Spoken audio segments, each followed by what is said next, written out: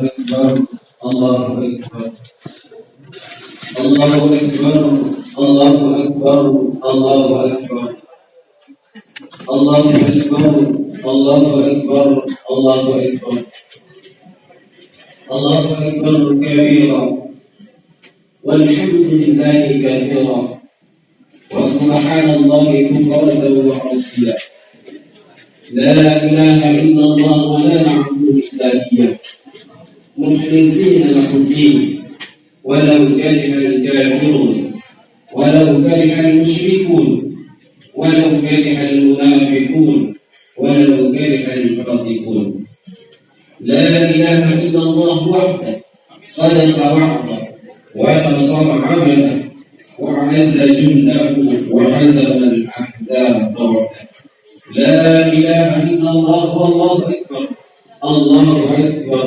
ولله الحمد الحمد لله الذي أنزل السكينة في قلوب المؤمنين ليزدادوا إيمانا مع إيمانهم الصلاة والسلام على أشرف الأنبياء والمرسلين سيد الأولين والآخرين وعلى آله وأصحابه أجمعين ومن تبعهم بإحسان إلى يوم الدين أما بعد فيا أيها الناس اتقوا الله حق تقاته واعلموا أن يومكم هذا يوم العيد الأكبر ويوم الحج أكبر ويوم ذكر الله خليله إبراهيم الله أكبر الله أكبر الله أكبر ولله الحمد.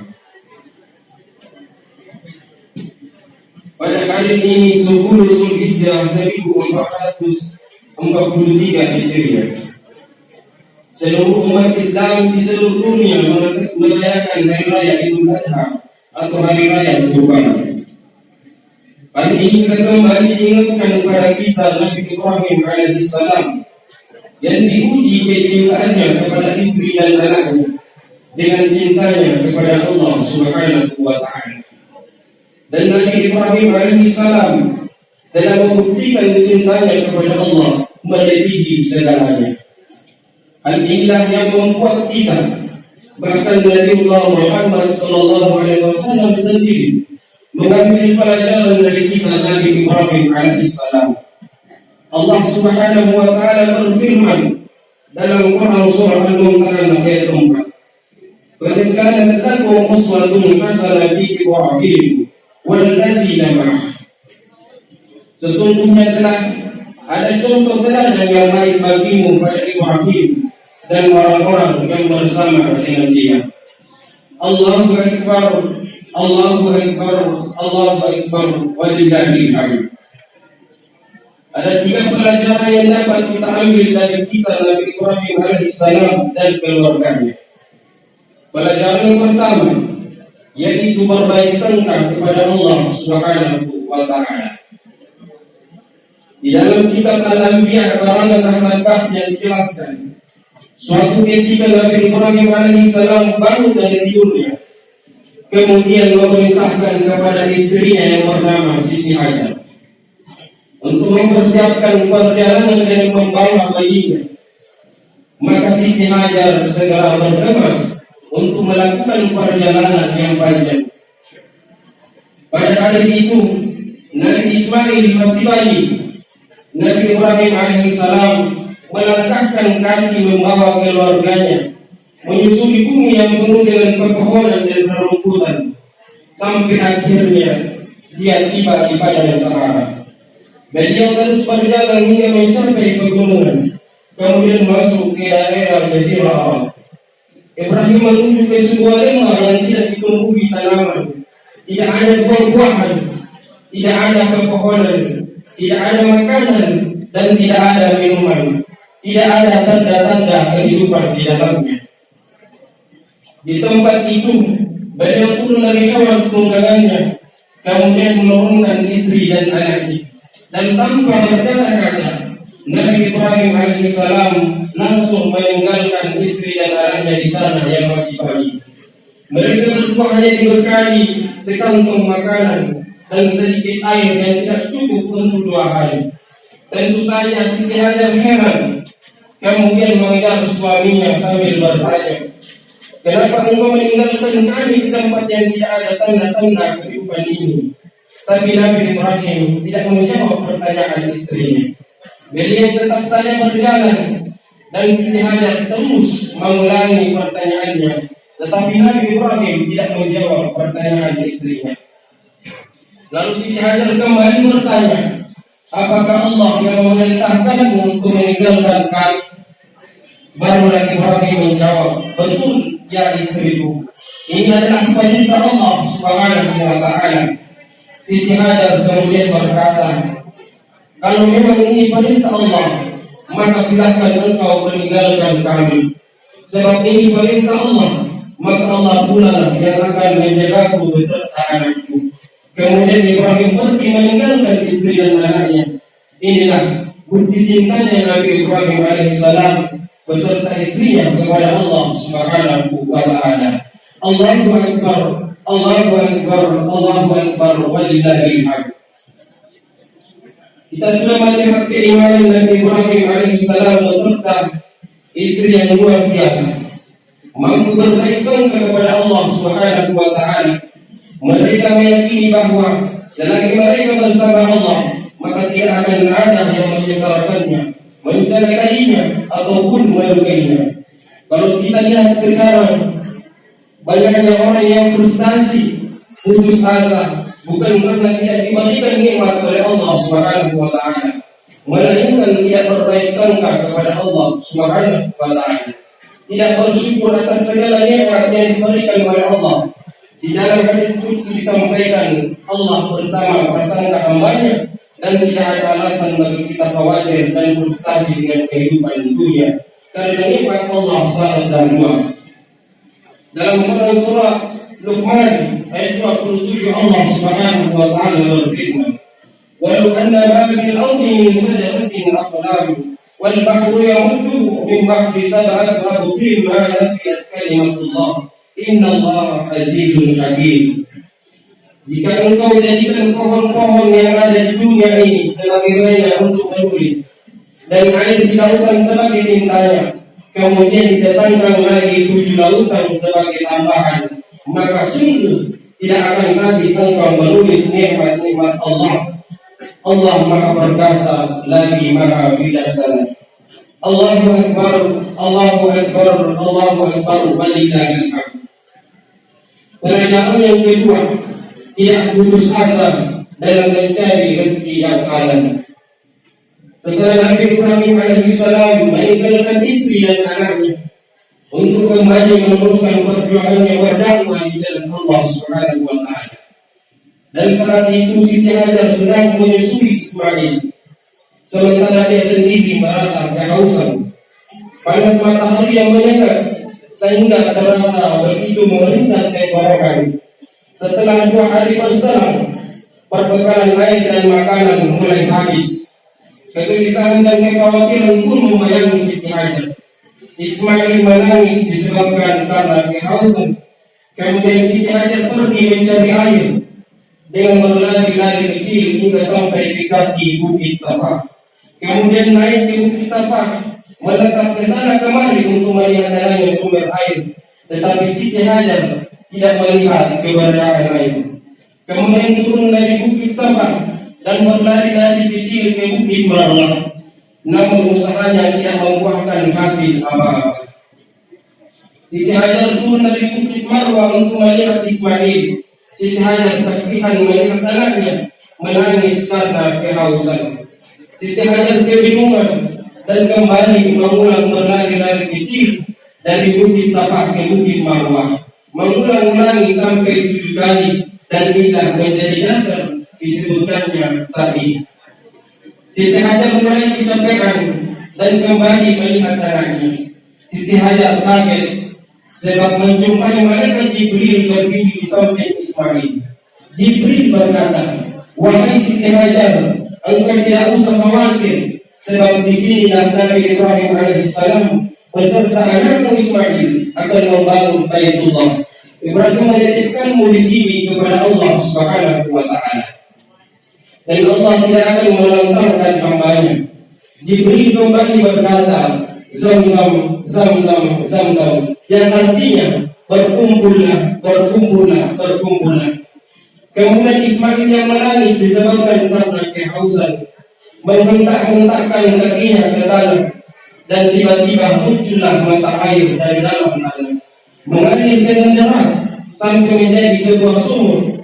Inilah air Zam-zam, mata air di tengah padang pasir yang tandus, air yang tidak ada habis-habisnya, meskipun bertahun-tahun diminum oleh jamaah haji dari seluruh penjuru dunia.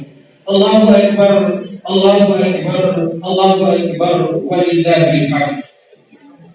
Siti Hajar memberikan kita pelajaran untuk tidak berputus asa dalam mencari rezeki yang halal, senantiasa memohon pertolongan hanya kepada Allah Subhanahu wa taala.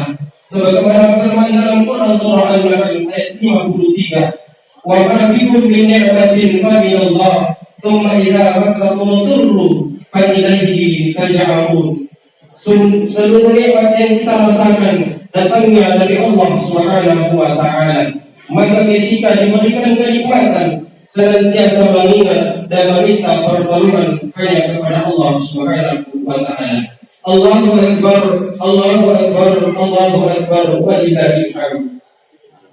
Pelajaran yang ketiga, pengorbanan dan cinta kepada Allah di atas segalanya.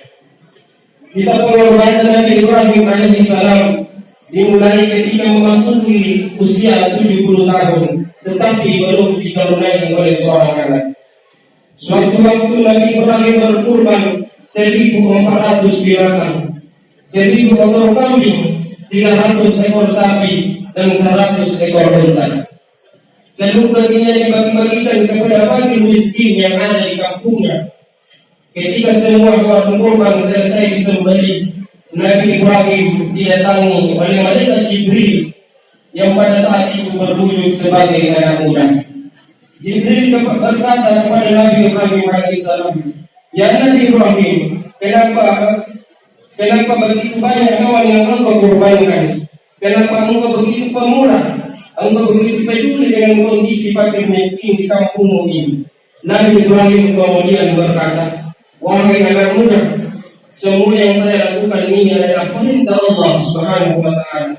Seandainya saya punya anak dan Allah memerintahkan untuk menyembelihnya, maka anakku pun akan kusembelih."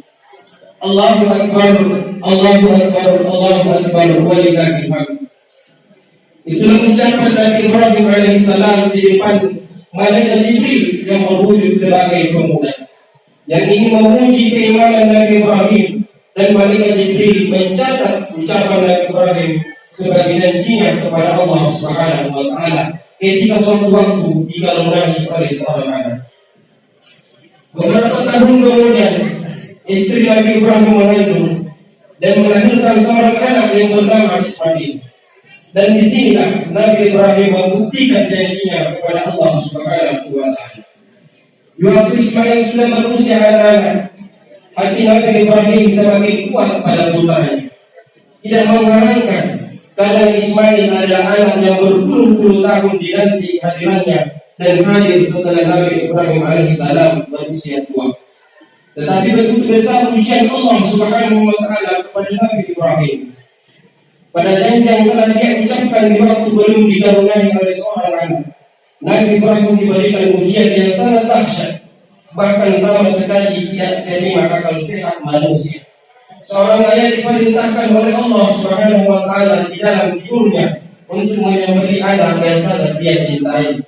Namun karena mimpi itu diwahyukan sampai 3 kali, maka Nabi Ibrahim Khalilullah mencampakkan akalnya dan menerima perintah Allah Subhanahu wa taala tersebut dengan hati dan imannya sebagai ketundukan kepada Allah Subhanahu wa taala. Di pagi hari setelah Nabi Ibrahim menerima wahyu itu, Nabi Ibrahim menemui putranya tercinta yaitu Ismail. Nabi Ibrahim berkata, "Qala ya bunayya inni ara fil manam anni asbauka fanzur ma tara." Wahai anakku, sesungguhnya saya menyembelihmu di dalam tidurku, bagaimana pendapatmu? Mendengar ucapan ayahnya, Ismail menundukkan kepalanya, bertafakur menyandarkan diri kepada Allah Subhanahu wa taala. Kemudian berkata, "Ya abati fa'al ma tu'mar satajiduni insyaallah minas sabirin." Wahai ayahku, lakukanlah apa yang telah diperintahkan Allah kepadamu. Insyaallah saya termasuk golongan orang yang bersabar. Setelah mendengar jawaban Ismail, Nabi Ibrahim memerintahkan kepada istrinya Siti Hajar, "Ambilkan pakaian untuk anakmu, karena saya ingin pergi bersamanya." Kita bisa bayangkan bagaimana perasaan Siti Hajar, anak yang dia kandung 9 bulan dengan penuh taruhan nyawa, anak yang ia besarkan penuh cinta dan kasih sayang, pada hari itu akan dibawa oleh ayahnya untuk disembelih. Tetapi ketundukan Siti Hajar kepada Allah Subhanahu wa taala dan ketundukannya kepada suaminya, meski berderai air mata, perasaan saja yang luar biasa, pergulatan batin seorang ibu yang tak dapat dilupiskan dengan kata-kata. Siti Hajar mengikhlaskan anaknya Ismail dibawa oleh ayahnya dari sebuah perintah.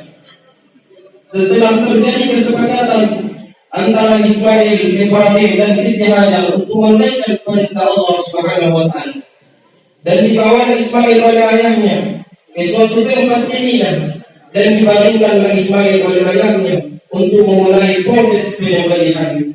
Tetapi sebelum disembelih oleh ayahnya, Ismail berpesan, "Wahai ayahku, ikatlah dengan erat tangan dan kakiku agar saya tidak meronta-ronta ketika disembelih sehingga bisa menyulitkanmu. Wahai ayahku, lipatlah dengan bajumu, jangan biarkan darahku mengenainya, karena saya tidak ingin ibuku sedih melihatnya. Wahai ayahku, palingkan mukamu, pejamkan matamu saat engkau menggorok leherku, agar engkau tidak merasa kasihan melihatku.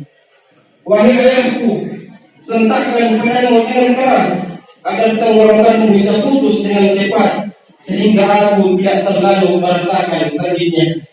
Itulah pesan dari seorang anak kecil yang memasrahkan dirinya untuk disembelih.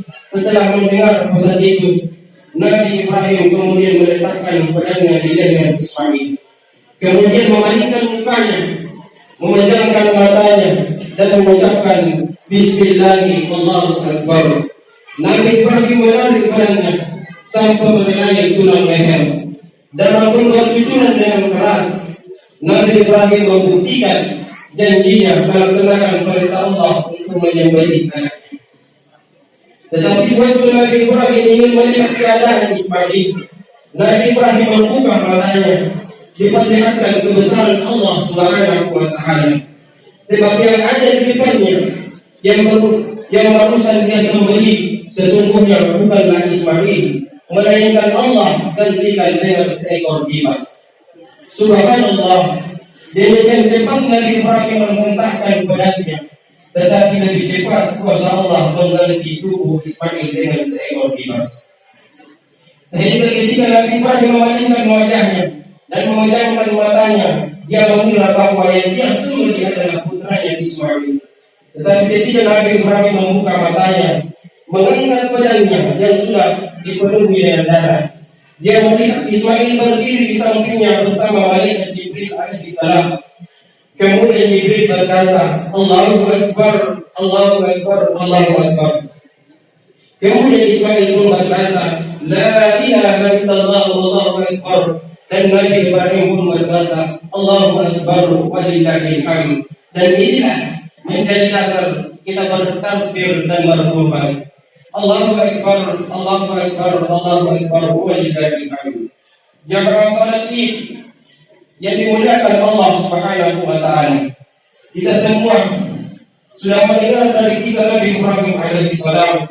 Mari kita jadikan pelajaran bahwa pengorbanan dan cinta yang begitu besar hanya kepada Allah Subhanahu wa taala. Nabi Ibrahim dan Siti Hajar begitu mencintai anaknya, tetapi Nabi Ibrahim dan Siti Hajar lebih besar cintanya kepada Allah Subhanahu wa taala. Ismail yang takut disembelih, tetapi lebih besar rasa takutnya kepada Allah Subhanahu wa taala. Bisa yang terjadi pada Nabi Ibrahim tidak pernah terjadi sebelumnya atau sesudahnya. Tetapi Allah katakan dalam Quran surah Al-Kautsar, "Fasholli li rabbika wanhar." Maka laksanakanlah salat karena Tuhanmu dan berkurbanlah. Allah tidak pernah memerintahkan kita untuk mengorbankan anak yang kita cintai, tetapi cukup dengan berkorban sapi ataupun kambing. Namun begitu banyak di antara kita yang menganggap dirinya tidak mampu, padahal sesungguhnya kita mampu berkorban. Demikianlah pentingnya ibadah kurban ini untuk kita tunaikan. Oleh karenanya Nabi sallallahu alaihi wasallam bersabda, "Barang kana lahu sa'atan fala yuqa wala yaqrabanna musalla." Barang siapa yang memiliki kemampuan lalu dengan sengaja tidak berkurban, maka janganlah mendekati salat kami. Barang siapa memiliki kemampuan lalu dengan sengaja tidak berkurban, maka dia mati dalam keadaan Yahudi maupun Nasrani. Maka kita tentu paham bahwa orang yang mati Yahudi atau Nasrani fi nari jahannam khalidina fiha ulaika hum syarrul bariyah. Tempatnya adalah neraka Jahannam dan kekal di dalamnya. Dialah seburuk-buruk makhluk.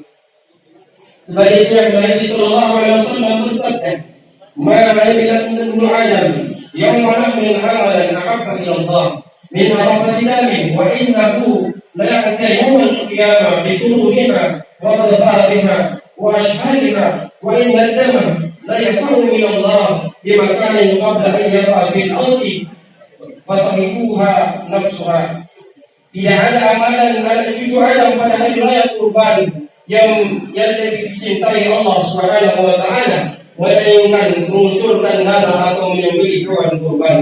Sesungguhnya hewan kurban tersebut akan datang di hari kiamat lengkap dengan tanduk-tanduknya, kuku-kukunya serta bulu-bulunya, dan sungguh amalnya akan sampai kepada Allah Subhanahu wa taala sebelum darahnya menyentuh tanah sebagai pembersih dosa atas dirinya. Dalam hadis lain Rasulullah sallallahu alaihi wasallam bersabda, "Bi kulli sya'ratin hasanah." Qala fasufi, qala bi kulli sya'ratin min as-sufi hasanah. Setiap hewan yang kita kurbankan akan dihitung satu pahala kebaikan. Lalu sahabat bertanya, bagaimana dengan bulunya? Nabi menjawab, setiap ada yang bulunya juga akan terhitung pahala kebaikan. Allahu Akbar, Allahu Akbar, walillahil hamd. Hadirin jamaah salat Idul Adha yang dirahmati Allah Subhanahu wa taala. Tetapi perlu kita pahami bersama bahwa pengorbanan yang sesungguhnya ketika kita senantiasa bertakwa kepada Allah Subhanahu wa taala. Mari kita perbaiki kualitas salat kita, perbaiki bacaan Al-Qur'an kita, senantiasa berzikir mengingat kepada Allah Subhanahu wa taala. Mari kita senantiasa bertaubat, memohon ampun kepada Allah Subhanahu wa taala dari seluruh dosa-dosa yang pernah kita lakukan. Senantiasa mempersiapkan bekal menuju akhirat. Tanam kebaikan sebanyak-banyaknya. Jadikan rezeki, istri, anak-anak, rumah, ilmu dan jabatan kita sebagai jembatan untuk meraih ridha Allah Subhanahu wa taala.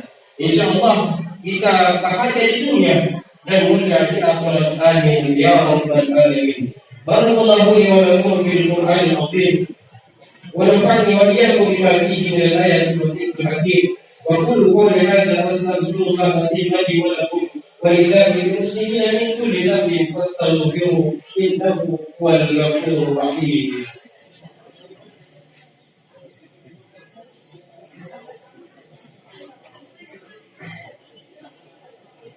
الله أكبر الله أكبر الله أكبر الله أكبر الله أكبر الله أكبر الله أكبر الله أكبر الله أكبر ولله الحمد.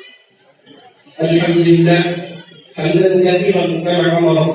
أشهد أن لا إله إلا الله وأشهد أن محمدا عبده ورسوله. اللهم صل على سيدنا محمد وعلى آله وأصحابه أجمعين ومن تبعهم بإحسان إلى يوم الدين. فيا أيها المسلمون احذروا اتقوا الله أوصيكم على نفسي بتقوى الله فقد فاز المتقون. قال الله تعالى في القرآن الكريم وهو أصدق القائلين: أعوذ بالله من الشيطان الرجيم بسم الله الرحمن الرحيم. يا أيها الذين آمنوا اتقوا الله حق تقاته ولا تموتن إلا وأنتم مسلمون. وقال تعالى: ومن يتق الله يجعل له مخرجا. وقال تعالى: ومن يتق الله يكفر عنه سيئاته ويؤتي له اجرا. ثم اعلموا فان الله امركم بالصلاه والسلام على رسوله وقال: ان الله وملائكته يصلون على النبي يا ايها الذين امنوا صلوا عليه وسلموا تسليما. آمين. اللهم صل على سيدنا محمد وعلى ال سيدنا محمد كما صليت على سيدنا ابراهيم وعلى ال سيدنا ابراهيم في العالمين انك حميد مجيد. اللهم صل على محمد وعلى ال محمد كما باركت على ابراهيم وعلى ال ابراهيم في العالمين انك حميد مجيد. اللهم اغفر للمسلمين والمسلمات والمؤمنين والمؤمنات الاحياء منهم والاموات انك سميع قريب مجيب الدعوات ويقضي الحاجات. وارض اللهم عن الخلفاء الراشدين أئمة المهديين أبو بكر الصديق وعمر الفاروق وعثمان بن نورين وعن الحسن بن علي. وارض اللهم عن الصحابة أجمعين وعن التابعين ومن تبعهم بإحسان إلى يوم الدين. اللهم اعز الاسلام والمسلمين، اللهم انصر الاسلام والمسلمين واهلك الكفره والمشركين ودمر اعداءك اعداء الدين وعلي كلمتك الى يوم الدين. اللهم ادفع عنا الغلا والبلاء والوباء والكونه والفحشاء والمنكر والسيوف المنكره والشدائد والمحن ما ظهر منها وما بطن. اللهم انا نسالك رضاك والجنه ونعوذ بك من سخطك والنار. اللهم انا نسالك حسن الخاتمه ونعوذ بك من سوء الخاتمه. ربنا اتنا في الدنيا حسنه وفي الاخره حسنه وقنا عذاب النار وقنا عذاب النار وقنا عذاب النار. عباد الله، ان الله يامر بالعدل والاحسان وإيتاء ذي القربى وينهى عن الفحشاء والمنكر والبغي يعظكم لعلكم تذكرون. ولذكر الله أكبر والله يعلم ما تصنعون. تقبل الله منا ومنكم تقبل يا كريم. السلام عليكم ورحمة الله وبركاته.